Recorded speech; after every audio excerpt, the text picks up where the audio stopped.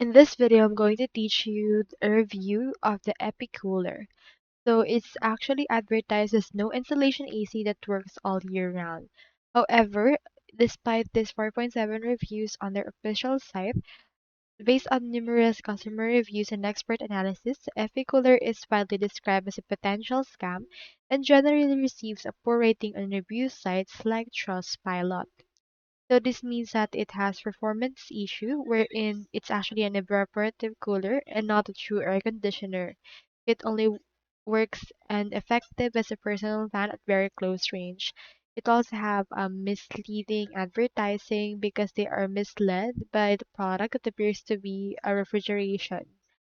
So, as for the customer service and pricing, customers reported issues with undisclosed use of USD currency and difficulties with customer service. And this generic product appears to be mass produced and portable, but is rebranded and sold through various scam websites. So, I recommend you to not buy this. So, that's all there is today, and I hope this video helped you out.